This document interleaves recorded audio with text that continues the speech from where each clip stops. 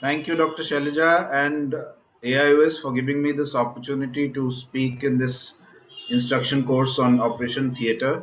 And I would be speaking about instrument preparation. So this would include basically newly set up operation theaters, as well as where you have a continuous, circulation of instruments from one case to another.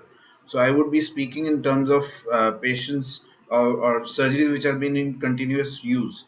So I'm very thankful to the institutions and places where I've worked and learned a lot from them. I have no financial interest otherwise.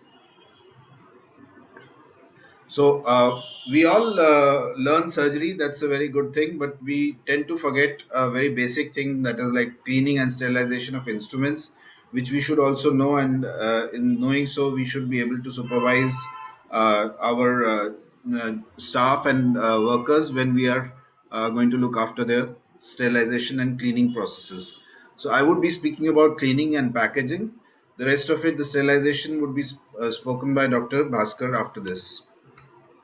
So why do we really need to clean the instruments? We are already, sterilizing the instruments, so that should kill all the microorganisms. But the fact is that before you do that, it's very important to clean the instruments, because there are a lot of material like lens matter, viscoelastics, which remain in the instrument stuck on. And if you don't remove them, not only can they cause phenomena like TARS, but they can actually impede in the sterilization process from reaching the surface of the instrument.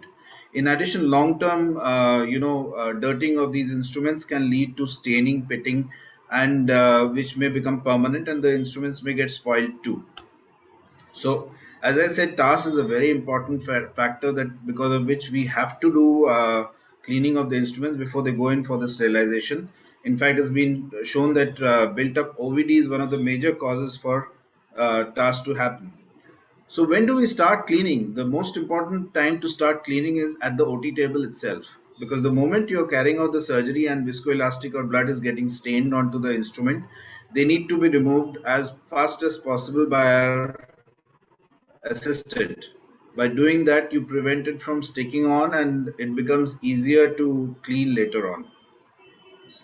So it's always better if we have a very dedicated staff, and with every passing case, the instruments are taken out and cleaned in the cleaning area, because the moment you have the instrument out of the area and cleaned, you can remove the viscoelastic, blood, solid material that are stuck onto the instruments, and the cleaning is much more efficient and effective. The other thing that's important is segregation of unsterile instruments. Once the instruments have come out from the OT, the ones, for instance, which are used in DCR surgery, where it's a very septic kind of situation, should be put in a special enzymatic cleaner, so that all the soil material should be removed. Those which are used for cataract and all that can be kept as a separate. Those for sharp instruments like VLANs and keratones, which are to be disposed of, should be disposed of carefully without causing any needle stick injury to the staff that is cleaning it. And disposable instruments again need to be disposed of, taking care of the environment and the other factors around us. Now there are a lot of cleaning sterilization solutions and available in the market, but what we are going to deal with while doing the cleaning part is basically like a surfactant based solution like Blanazol Pure, which is also used for cleaning other instruments like endoscopes and all that, which are basically to remove the organic matter, the soiling on the instruments. But if we are using to clean something like a DCR instrument where there's a lot of septic material and a lot of blood and tissue may be there, we might have to use enzymatic detergents like Sidazyme, which is basically cetirizine, which helps in cleaning the surface of the instrument of all the organic material, dead tissue, etc. Now, the important thing to understand is cleaning solutions should be always of low foaming in nature, should be easily rinsable or biodegradable. They should not cause any abrasion to the instruments. They should not disperse, they should be able to disperse the organic soiling properly, and they should not be toxic to the environment. So considering this, you cannot use any solution that is available in the market, and there are specific solutions like, I have no financial interest in this, but there are certain solutions which are used specifically for this purpose. Now, once the instruments are taken out of the OT, the first thing that has to be done is they have to be cleaned with the help of a brush. A soft brush needs to be a very soft brush. Please do not use the regular brush. because the instruments will otherwise get spoiled, and they have to be properly rinsed in water, preferably deionized water.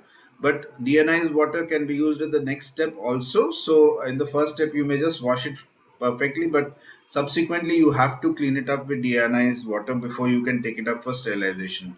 All instruments which have joints or are assembled should be deassembled before putting them for autoclaving, because you just have to remember this: if the manufacturer didn't manufacture it that way, it's not supposed to be sterilized that way. For hollow instruments, this is again a very big challenge, because hollow instruments you cannot clean from inside with any kind of brushes or anything like that. So these instruments you have to clean with the help of fluid only. And what we do, for instance, for in the case of phaco machine, we use again deionized water, take it in a syringe, put it through the irrigation as well as the aspiration port one after another, and flush the fluid out completely.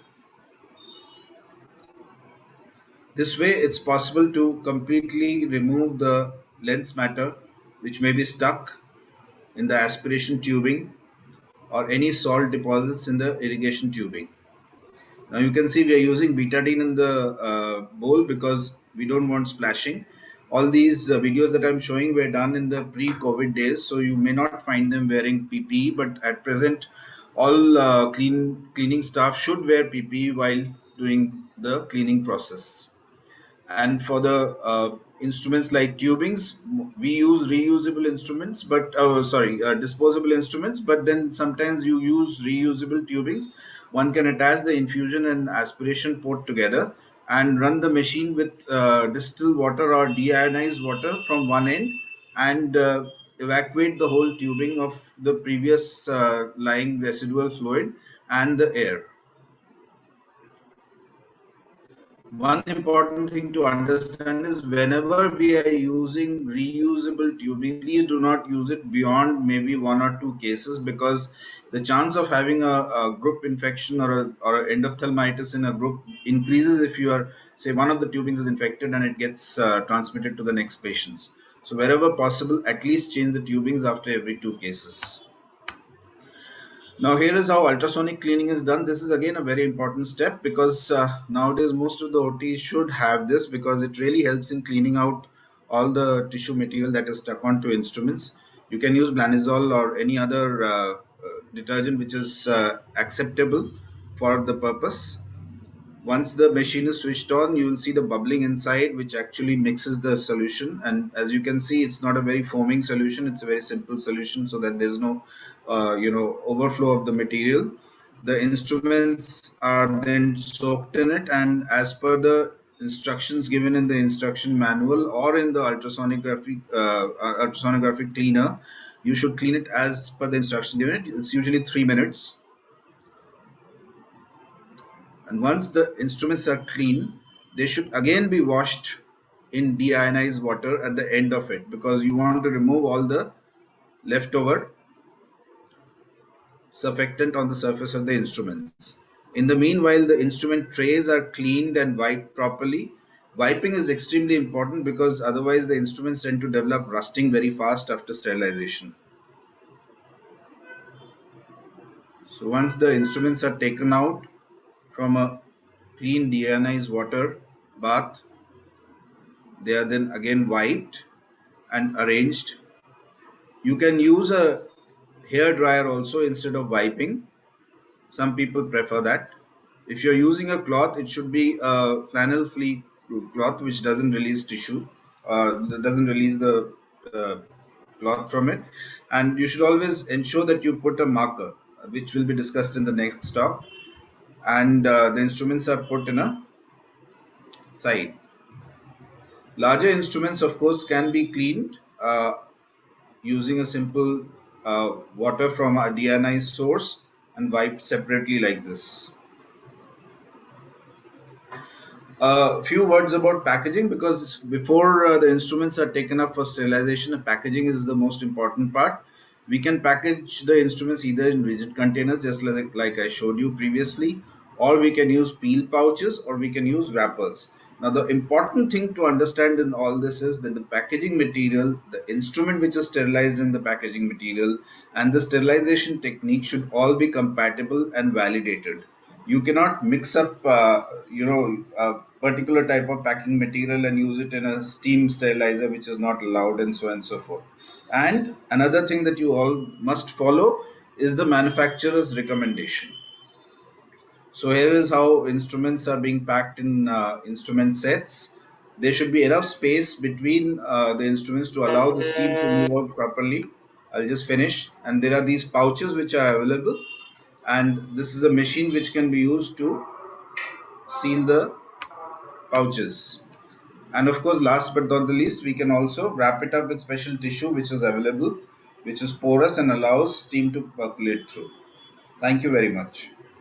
Thank you for your patient hearing.